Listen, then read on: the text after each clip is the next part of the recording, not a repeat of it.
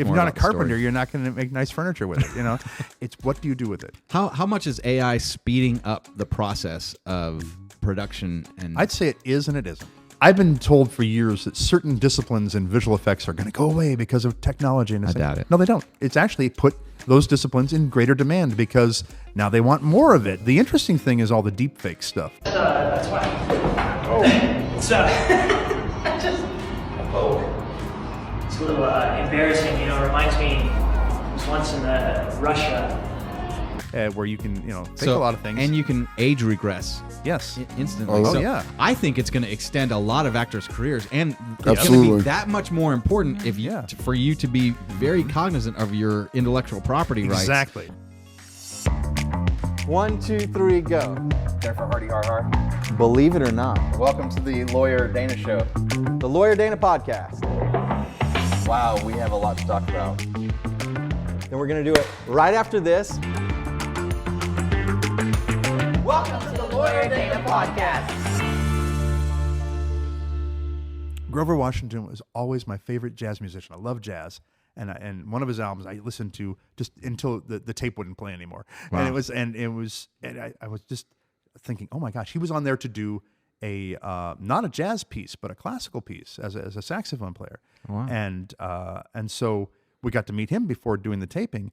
And my handler from Lucasfilm at that time, she says, "Hi Grover, it's so great to meet you. This is Andrew. He plays Darth Vader. Andrew's a huge fan of yours." And I'm like, "Oh, shut up." But Grover was so cool, so nice, and everything. And then we ended up hanging out because he was staying at the same hotel we were, and we're hanging out with him and having dinner and stuff like that, and his wife and his manager, and then. There was like a little jazz trio that was playing in the restaurant there at the hotel, and he's sitting there like this kind of bouncing a little bit, and his wife goes, "Go ahead, you want to." So he goes and grabs his horn and he goes over and sits in with them, and nice. He said he did the same thing last night. But you can't help it. But as a musician, you really can't help it. But he said to me, "It's like, hey, we're going to be in the San Francisco Bay Area coming up soon, and so I want you guys to come out. You and your wife come out to the show and everything." And oh, that's wonderful. And his manager is saying, "We're going to hook you up with tickets and everything." And I'm thinking, well, that's one of those nice little show busy things. His manager tracked me down at work because he knew I worked at LucasArts. Found the number for LucasArts, called, got me, and said, "Hey, we're playing at Villa Montalvo tonight. Can you and your wife make it?" And I said, "Yes." And so we got backstage passes. We're sitting. Nice. We have perfect seats, backstage passes. Grover's introducing me around like, "This is my friend Darth Vader right here." And it's like, oh my gosh. But yeah, I was sort of starstruck by that. Other thing, I think he was kind of starstruck by you. He was, but I've been on set with all kinds of people. I did a film with Morgan Freeman, and it's like, and I'm just going, hey, that's cool. That's Easy Reader. That's Morgan Freeman. That's Easy Reader. Because he was sitting wow. He was sitting because it was High Crimes with Ashley Judd. Oh yeah, and Electric Company reference. But he had that kind of vibe in that film. So as this was he on the Electric Company? And he was an attorney. Easy Reader.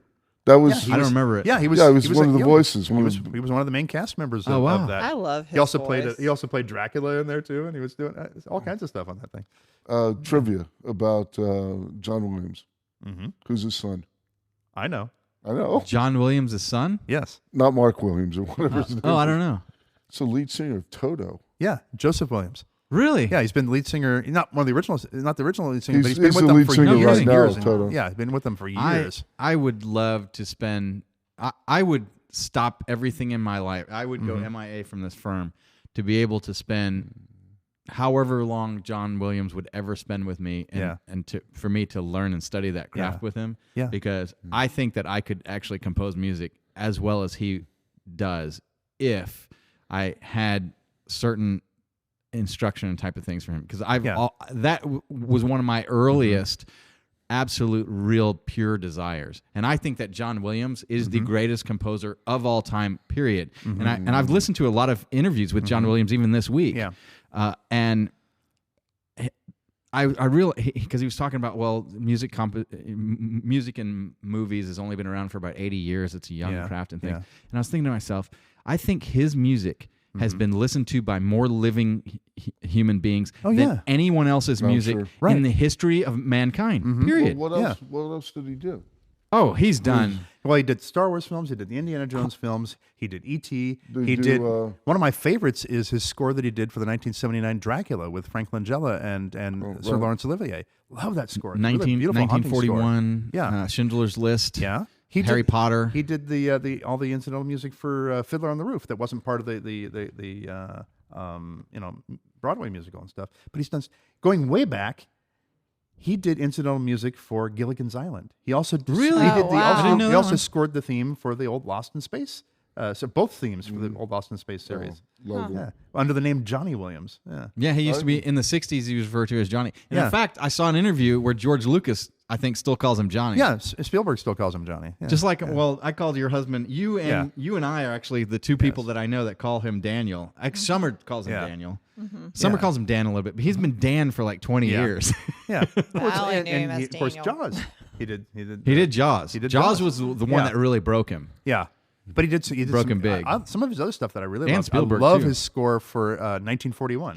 which is 1941. I was going to yeah. mention that a minute ago, Yeah. too. Is that Belushi, right? Yeah, Belushi and Belushi and tons of Aykroyd, people. right? That's like I love that movie. It's almost like the mad world of Spielberg's. It's like his version of that. It's so crazy. Spielberg or Lucas would not be who they are without John Williams. No, Those movies wouldn't be what Yeah. they are Did you without John Williams. No. did you get to see John Williams when they were in town?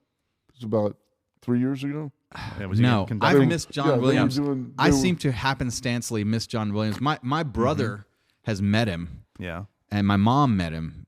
This one must have been is more than 20 years ago because my mom isn't around anymore. But yeah, he is. he's just I just find him to be Yeah. one of the most fascinating, best, unique people, and so humble. That's the and thing. so humble. Yeah. I like everything Yeah. about him. Really. Some of the most talented people in the world are also some of the most humble people. One of my big heroes as a visual effects artist and everything is Ray Harryhausen, and so got to meet Ray way back in '77. He was doing something to promote Sinbad and the Eye of the Tiger, which came out in '77. And they had a special screening. There was a contest that I won on a TV show, a local show, to go to the screening and to meet Ray. Oh, wow. And Ray was there with his producer partner Charles Schneer, and so Ray was there, and he did Q&A at the screening, and then we were doing it at the screening room where all the critics would see the movies, in San Francisco, downtown San Francisco, and I'm the only one who's asking like real questions. Everybody else is asking fanboy questions. I'm asking animation questions. I'm asking the real stuff there. But then we watched the movie, and then afterwards, Ray was signing autographs, and he had some of the figures from the film there. That's crazy. Yeah, and they were just laying on the table there in front of him as he's signing. Everybody's getting their autograph, and I'm up there and I'm getting my autograph, and I'm talking to Ray, and I'm like, what? I'm 15 years old or something, and I'm looking at the figures, and I don't know what possessed me, but I reached out to touch one of them. Then I pulled my hand back real quick, and I looked at Ray like aghast, and he just kind of smiled and winked, and he said, "Go ahead, pick it up." He wasn't letting anybody else touch them.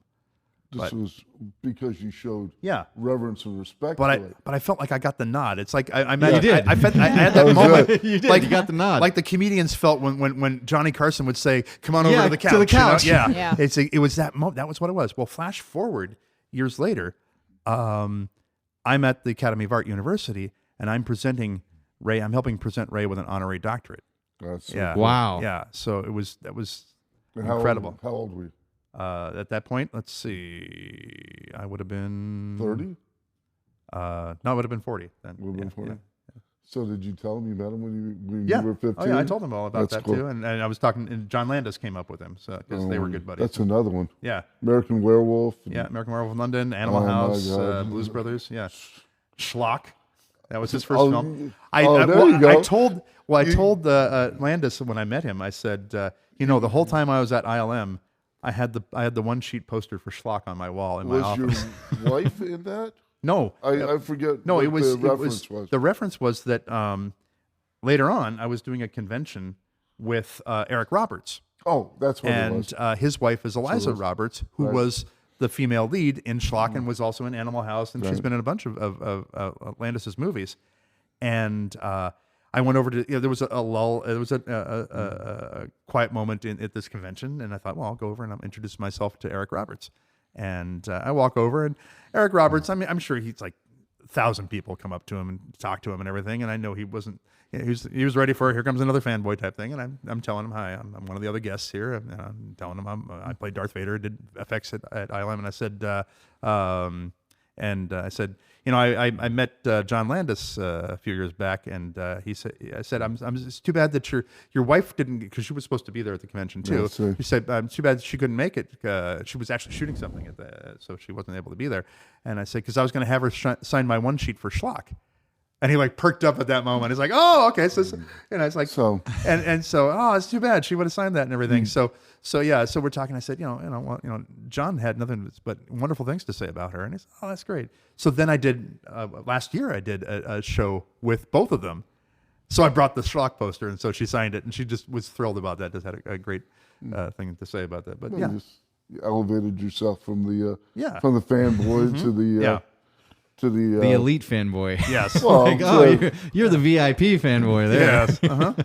But yeah, she just thought that was funny that of all the things, it's like I would have her come sign the Schlock poster. So no, it just shows that you did your research. And but I always loved It's, the movie. it's also the Schlock poster that was up at ILM. Yes. All that time. It's that Schlock poster. But it's one of those movies, one of those low budget kind of movies that inspired me because that said to me, I can be a filmmaker too. I can do this sort of stuff too. And I think you need that. I mean, one of the things that's great about now is that because of technology, because of the internet, we can all do something. Yep. Look at this. You're doing a TV show right now, basically, which, a few years ago you couldn't do. You know what else I want to do? I want to do a game show. I actually want a theater. I want to do a game show. I got to find the game show, but I have wanted to be a game show host for a very long time, too. The law. Welcome to Know the Law. Have attorneys on there. The show invented by Darth Vader. Yes.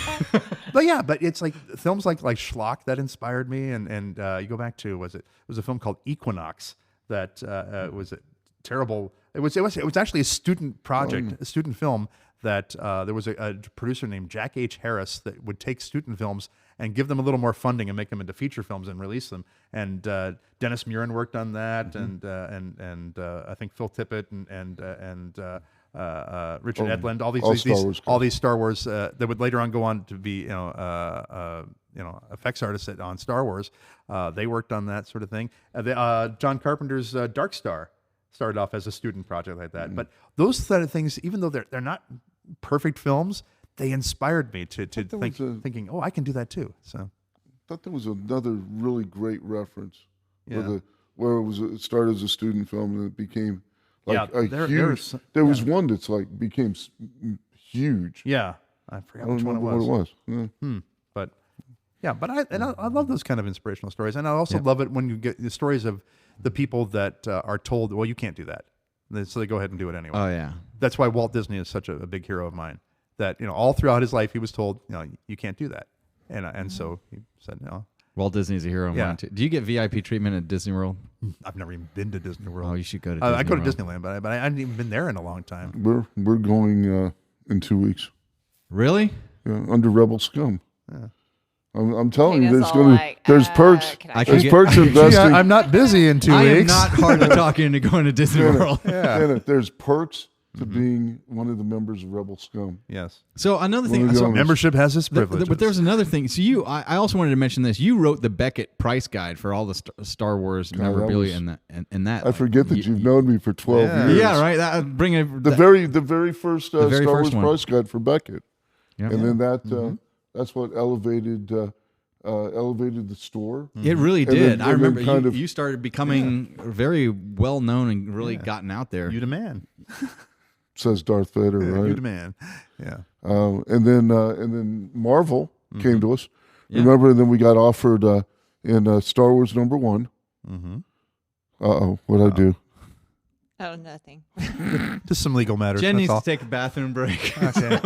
We'll be right back after this message. Well, I'm going after you, so I won't Yes. take it. Yeah, we might just all rotate out. Okay, and then- I even have a Vader story about that. It's Oh, like- yeah, I wanted to talk to you about that. How 'Cause do you deal with that? Once you're in that costume, you have to take the whole thing off again. The whole thing to get down. If there's a great disturbance in the Force, you have to take the whole thing off again. Why wouldn't they just? There's no escape hatch. There's no escape Why pods or wouldn't they anything. just I bet. catheterize you and I don't know. make it easy? Well, you probably I don't are know. sweating out And that's true. Right, most of the I did a commercial. so how do you do that? Because you're sweating, you're hot. You need to be drinking a lot of water. Right.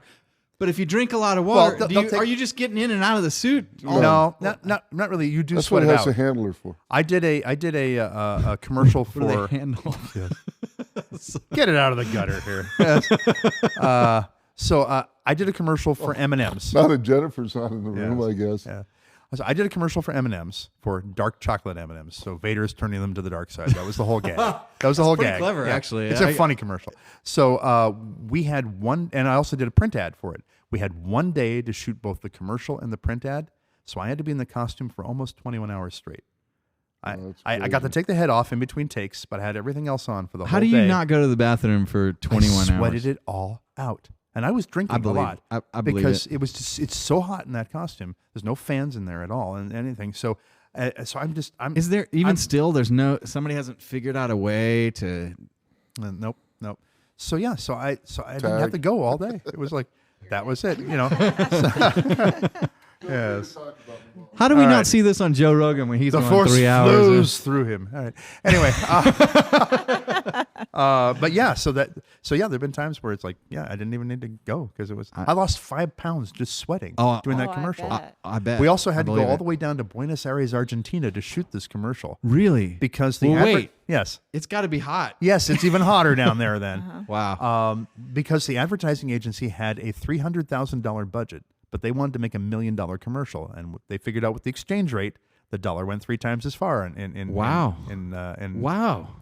Argentina. So because they had to rebuild an entire set from Revenge of the Sith. And are you serious? Yeah, from Mustafar, one of the sets there. And we actually brought the director of photography from the prequels, David Tattersall, down to shoot it for us. So it looks just like the movies. It's a very funny commercial. You can actually find it on YouTube. It's called Red's Decision. The funny bit is that the voice of the Red M&M is Billy West, and I've known Billy for a while. And the voice of Fry, and Stimpy, and the voice of Fry from Futurama. Yeah. And so I've known Billy for a while. So next time I saw him, it was like, it was great working on that M&M Star Wars commercial with you. He goes, "What are you talking about? I didn't see you in the studio." I was like, "Oh no, I was in Buenos Aires. Sorry." But no, Billy is amazing. Yeah, it's like.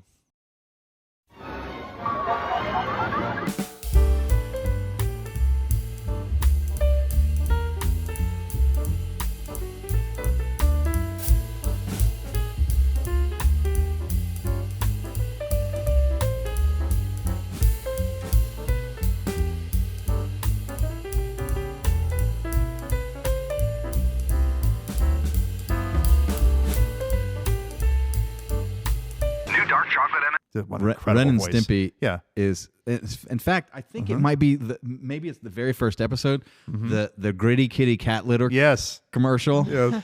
I can't tell you how many times I have said you gave away $47 million, you idiot. Yes. You idiot. You idiot. Yes.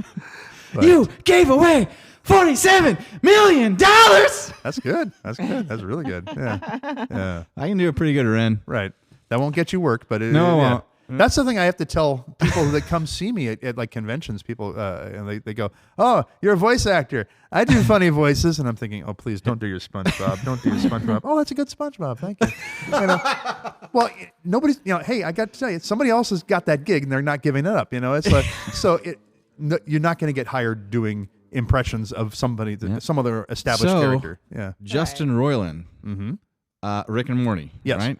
He got fired. Yeah. They're continuing Rick and Morty. Yeah. How are they doing that?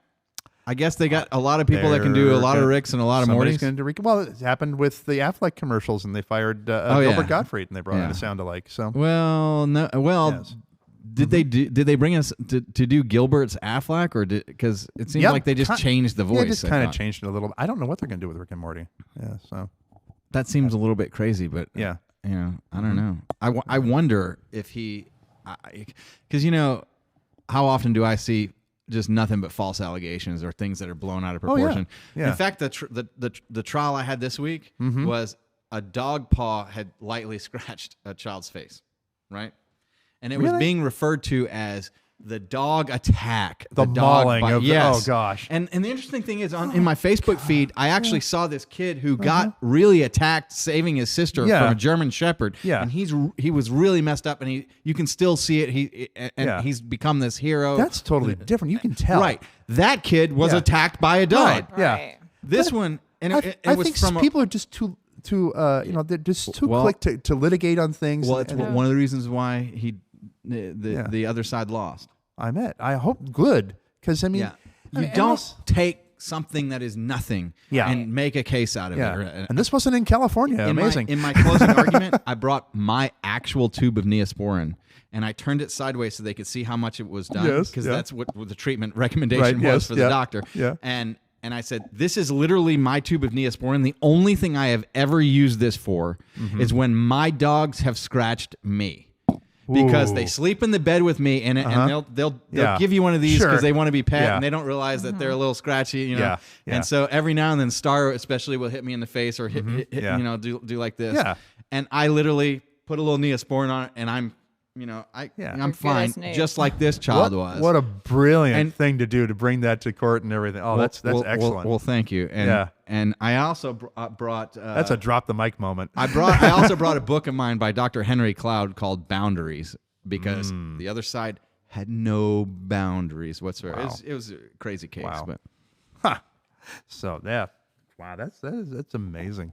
So I want to talk to you about what's happening now, and with AI and how that is changing the ability for people, like very regular people. It's gone from, you had the big VHS in the 80s to now in any smartphone, we have more capability than was available to George Lucas through even the prequels, I think. Yeah. They said more computer knowledge than there was on the first flight to the moon. Yeah. Oh yeah. Wow. Isn't that In any crazy? cell phone. In your Crazy. hand. Yeah. That is crazy. Yeah, you can literally shoot the original movie Tron with they were using Cray computers from NASA to render all that stuff. And now, you can basically shoot that whole thing with a laptop and a cell phone. I mean, you've got you got nuts. 8K resolution on cell phones now, on cameras. It's crazy. I know. But I still think the more things change, the more things stay the same, because it's not about the technology; it's what you do with it. Exactly. It's like you can have all the tools, all the bells and whistles in the world, but if you're not a story, if you're not a carpenter, you're not going to make anything. Right. You're not going to make nice furniture with it. It's what do you do with it? How much is AI speeding up the process of production and I'd say it is and it isn't, because it's just the new bell and whistle. I've been told for years that certain disciplines in visual effects are going to go away because of technology. And I doubt it. No, they don't. They don't. Yeah. It's actually put those disciplines in greater demand, because now they want more of it, and it can't all be handled by automation and everything. Yeah. The automation, it's just a tool, and it's something that is helpful in some things. But I mean, I think the interesting thing is all the deepfake stuff. That's why. Oh. It's it's a little embarrassing. It reminds me. I was once in Russia. I ran into Gorbachev. He said, Mr. Movie Star, are you nervous? I said, no, Mr. Gorbachev, I'm not nervous. I don't. He goes, well, remember how much a polar bear weighs. I said, polar bear? He said, enough to break the ice. It's the last time I've ever seen Mikhail Gorbachev. Where you where you can fake a lot of things, and you can age regress. Yes, instantly. Oh, so yeah. I think it's going to extend a lot of actors' careers, and it's Absolutely. going to be that much more important for you to be very cognizant of your intellectual property rights, and your celebrity Absolutely. rights.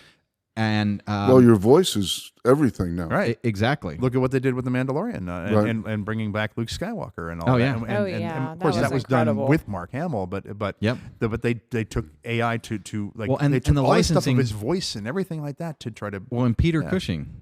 Loved it. This is something during every Rogue? actor. Rogue One, yes, during Rogue, and right. every actor, if you're have anything going on is to consider, okay, what do you want you to be doing after you've passed away? Yeah. What do you want them to do with your image, with your likeness and everything? Of course, in Rogue One, though, that we had Guy Henry, an actor who I've met, who was there on set in the motion capture stuff, but then they did and he was doing the voice. But we've gone beyond that now. Voices now can be completely simulated by AI, and now you've got James Earl Jones, who is now sold the rights to that. Any idea how much he sold that for? Because as a what's lawyer, Luke Skywalker's line? Well, more wealth than you can imagine. It's like, I don't know. I can imagine quite a bit. Yes, I have no idea. Dotson, bring Mark up. He just got offered from a place out of Tokyo.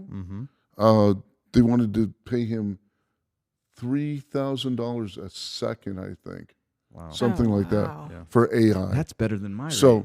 Wow, just use his voice for some AI thing. Wow. But he was like, there's no way, because as soon as you do that, and they said we have 2 lines for you to read. You get $3,000 a second to read this. So maybe $100K, total, right? Yeah. But the problem is after they do that, they can do anything with they your want voice. with it. Yeah. So Mark is like saying, I could be, I could be a doll. I could be an adult doll. Yeah. Is what Mark said. Yeah. And he's like, you have no control over how it's used. $3,000 a second is not worth that. That's a deal absolutely with the devil. not. No, absolutely not. I'm not selling my soul for that. Exactly. Because you don't have any idea what they're going to be doing with it. Right. And the thing is, it doesn't matter how much they automate it. There's still going to be somebody that they need to do something. Oh, yeah. Well, it's the traditional explanation. There was a good example in the new Willy Wonka movie with Johnny Depp. Yeah. Is that they replace you with a machine, and then your job is to run and fix the machine. Right. Right. It's, there's plenty of work out there. Yeah. There's, you want to bring up one of your new projects that you've... It's going to screen here in a month or so. Which one? The Dial. Oh, that's not my project. You didn't work on that? No, I'm not. I have nothing to do with that. Oh, the new the Indiana Jones and the long Dial afternoon nap. I'm actually the Dial of Destiny. The Dial of Destiny. When the Crystal Skull came out, I did not like it. Yeah, I watched it a couple of weeks ago, and I had a new appreciation for it. And here's why: is because I've been watching 1923 with Harrison Ford, and then he's also in that one with the psychiatrist. Oh one. yeah, that looks good. It's a great show. Yeah, and my dad has Parkinson's. In there, his character's name is Paul. My last name's Palmer. Wow. Yeah. And so. And he's got Parkinson's. Oh, interesting. And he's just reminding me of my dad. And it's just and so for that, then I saw it came up on Netflix, and I had watched the third Indiana Jones, which I think probably Last Crusade. Yeah. The Last Crusade, and musically, I had that CD. It's one of the first CDs that I ever owned. That's a good one. And I used to listen to it over and over and over again, and it just takes me back there. And so I happened to, it came on, and I watched it, and I just. So I was like, let me give Crystal Skull another chance. And it actually, I didn't hate it. I actually kind of liked it. It really had grown on me. I was that way about Phantom Menace, but because when I first saw that we had a company screening for Episode 1, Star Wars Episode 1, Phantom Menace. And I remember afterwards, after it was over, thinking, okay, is that it? And but that's because there were 16 years of expectations. Right. And then you got all the expectations of, okay, you've been working on this thing for about a year or two, doing effects for it, and you don't really know what's going to happen. And then you finally see it, and it's like, nothing's going to meet those expectations right away. I then watched it again a year later, and I thought, oh, this is actually really good. I really like this movie. But it was just one of those things where it's like, the expectations are never going to meet what the reality is. Or reality is never going to meet your expectations. So I think Crystal Skull is probably the same situation, though, where it's like, here's a brand new Indiana Jones film after so many years, and it's like, so you're expecting this, and you get this. It's not down here. It's not so. Well, Phantom Menace was the same way. Yeah. Well, yeah. no, Exactly. There's something. If I was to So one of my talents is I tend to just look at something and just be able to tweak and make it better, whatever it happens to be. And I've sensed a little bit of that in you, in the way that you're creative. I was like, oh, I can tell already. Yeah. And that's exactly how I direct now too. So it's like I've wanted to direct and to do that. And part of it is that I don't. It's kind of a little bit how I directed the trial that we did this week, because I wasn't the lead counsel in it. I basically sat as second. Yeah. But there were certain key things that I had to tweak and fix that made everything come in and work. Right. And I would love to be involved in certain. I think as a trial lawyer, you would actually be very good as a director. I think a lot of the same skill sets are there. A lot of the same mindset is there too. I'm sure of that too. And for me, my approach to directing is because I'm directing the audio dramas that we're doing now. It's never. I don't get in front of and pull somebody. I don't get behind and push. I get alongside, put my arm around and say, let's go this way. Okay. Exactly. And that sort of thing. Or I'll stand in front and I'll go, come on, this way a little bit. Guide. Yeah, I'll guide. Exactly. I guide things. Because like with Mary Gibbs on Heroes of Extinction, she's not a trained actress. She's got skills, but she's not a trained actress. It's like when I first met her doing conventions, she'd say, people come up to me all the time at these conventions like, oh, I loved you as Boo in Monsters Incorporated. What have you done since then? Nothing. I was 3 years old. My dad worked at Pixar. They chased me around. They chased me around with a microphone for a year and a half. It's like just catching the giggles. And so, but I recognize the talent in her. So when I'm directing her, it's not. I wouldn't direct her the same way that I would direct a seasoned actor. I direct her and I say, okay, here's the motivation for the scene. I know that you've got the performance in you. So I'll say something like, okay, now read the line like, your boyfriend just spent the whole budget on a bunch of collectible cards or something like that. Daniel! And now Transformer toys. Now you don't have money to pay. Now you don't have money to pay the PG&E bill. You can't pay the electricity bill now. And it's like, now read the line. And it's like, boom, she nails it then. And it's like, but it's finding that kind of motivation. Right. Yep. But you're doing that in court too. Yeah. Oh God. I'm doing it in real life with witnesses. Here's the way that you need to present, and a lot of times they're not self-aware of how they're coming across or what's important and what's not. And you got to deal with their motivation. You got to give them clarity. You got to give them context of it, and you got to tell them what's important that needs to come out. Because it's perspective and it's all that sort of thing. Exactly. I made an interesting observation. I was actually in I got called for some market research thing that was for a mock trial. This was a big one. And in fact, I'm under NDA and I can't even talk about it, but it was a really huge deal involving a big company. But we listened to the whole thing as if it were a real trial, and I'm one of the jurors there.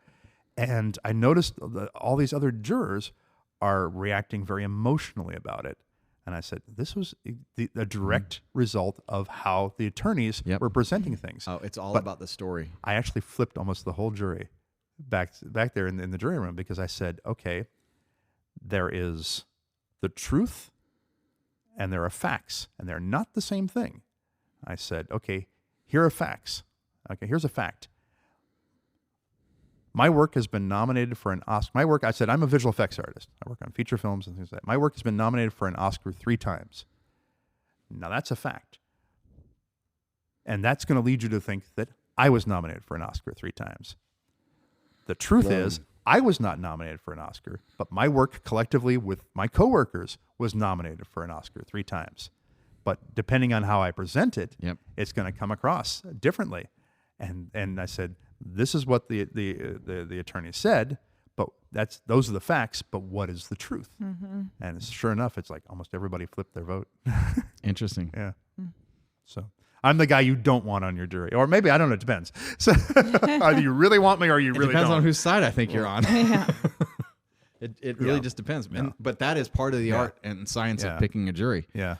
And we have 45 minutes to figure that out. About 37 people was on our panel, and we can strike 6. Mm-hmm. The other side strikes 6, and then you get the first 12. out of that. Yeah. Besides, unless some of them strike themselves for cause because they say, Right. "Oh, I'm biased because of this," or and so we lost a couple because of their travel plans. it's we like- lost one or two for. Or they these sit other there and things. look at the defendant and go, "Huh, I know that guy. He owes me $5." Thank you, sir. You're excused. Or Yeah. the ones you get. Anybody know either the petitioner or the respondent or their Right. attorney or Mr. Witten or me? Yeah. And if they the nightmare is like, yeah, I know you piece of crap. You did Yes. this. This is like all you represent is dirtbags and Yes. and How everybody. come in the you whole never panel, called me? What do you mean you Look, got married again? Thank you, ladies and gentlemen. You were all that's- dismissed, and they that's the bring in worst. 37 new people. Yeah. Yeah. Have you watched Bull? Oh yeah. What do you think? How I factual like it. is it? I wish I had it, but you cannot film. You don't get that information. There's a lot of it. It's just pure fantasy. Sure. What's the But closest? on the information that we're Let's doing, say, let's like say. we had actually a psychologist that was in the courtroom. Yeah. And was talking. She didn't talk to us during the case, although we didn't realize she was capable of it. But after the case, she was doing all these analysis and of what we did well and what we didn't, and it was exactly like they're doing in Bull. Yeah, Exactly He comes like in. that. He comes in. He helps you choose the jury, and that's his job. Yeah. And he's a psychological analysis. Interesting, Is he? yeah. He's an MD or what is he? Yeah. A PhD or something. I in it? forget because I haven't watched But it. I'm not current within the past year or two. What Out of what all is the- it on? Out of all the, yeah, what is it on? I've never heard of Showtime or it. something. Or- it's It's one of the- CBS. I think it's CBS. but it's just Okay. called Bull, and Yes. the guy's Yeah. last name is Bull, Yeah. and he Okay. comes in. He was on like one of the CSI shows before that as the actor, and then he left that to do Bull. Sounds Okay, interesting. yeah. Oh, Dr. it's- Phil actually was one of the producers of Bull Oh, interesting. Yeah. but because it's basically Yeah, he knows a lot. Yeah, basically Bull is what Dr. Phil. It's inspired by actually what Dr. Phil did for Oprah. Right, for Oprah. For that whole trial that she had. But with he's like, if Yeah. you're going to court and you want certain people on the jury, Yep. he helps you and psychologically he- pick them out. Yeah. and the commercials are funny because you're like, this guy, yeah, he's been on a bender the last week. We don't want him. Yeah. And then and she's obviously interested in the guy next to her, so we don't want her. Yeah. You know, That's- and yeah. and it's That's it's literally very, what we do. And we were reading the jury the whole time. Yeah. Right. We knew which ones were for us and which Yeah. ones were like can't get a read or Yeah. not sure. I'm sure you were able to pick it up through Yeah. body language. That's But why we we did also have be there. our jury was unanimous. That's why we play poker. Right. Exactly. That's why you play Texas what Hold'em. what show or movie or anything like that I mean, I know a lot of it is just like really contrived, but what's come closest to actually being that you've seen being close to reality and Actual Better reality, yeah. Call Saul. Oh, That's what I Daniel Better was Call Saul. saying. There's more. No. I mean, some a little bit. Like when they're doing these little motion hearings in Better Call Saul, Yeah. especially when his girlfriend, what was her? But when she does them, those were fairly accurate. I'm guessing it's not Law and Order. No. So my husband will not watch any illegal shows because he hates Yeah. it. He's like, that's not right. Oh my gosh, it's driving me crazy. And I'm like, Yeah. what? There's a YouTube series, No More Drama with Vonda or with Vonda Bailey. She's actually she wasn't a judge, but it was Judge Vonda, and she would do these accurate simulations. Oh, interesting. Yeah.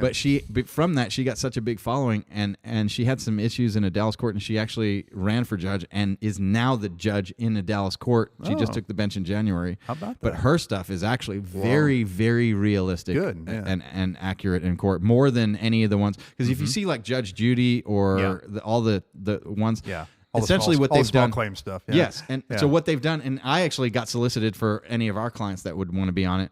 What they do is they take a $5,000 budget, they fly them out, and you get a $5,000 budget, and the judge decides out of that 5,000, they take controversies 5,000 or under, and so if the judge awards 2,000 there, they get that 2,000, and then out of the five, it comes out of the 5, and then they split the rest. So nobody's paying anything. Right. It's just I it's know, a yeah. game show. Yeah. Who's winning what? Yeah. Everybody's going to get something. but Right. Mm-hmm. I And think so we they're do not that. they're not really even that That's why angry people. about it. That's why people are willing to go on those. And it's a shows. binding arbitration, essentially. yeah. Yeah. And So- and that's what they've submitted to. And Yeah. so Well, and if I've that- considered doing something like that, but Yeah. I'm like, not probably maybe we'll see. Yeah. But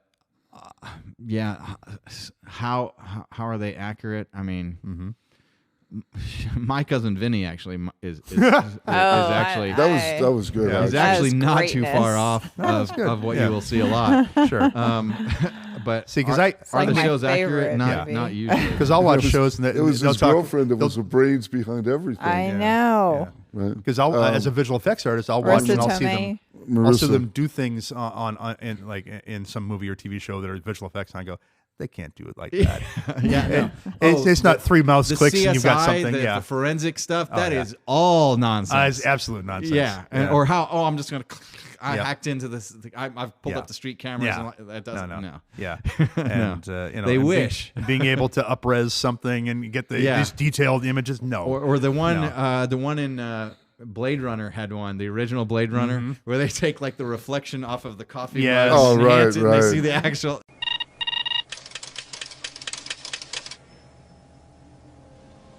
Pan right and pull back. Stop.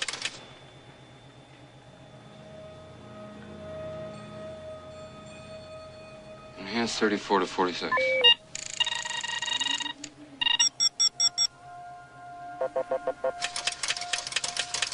Jesus Christ, that's Jason Bourne. Yeah. No, it's not a thing. Even in the future, that ain't happening. No, the data is not contained in that image whatsoever. Nope.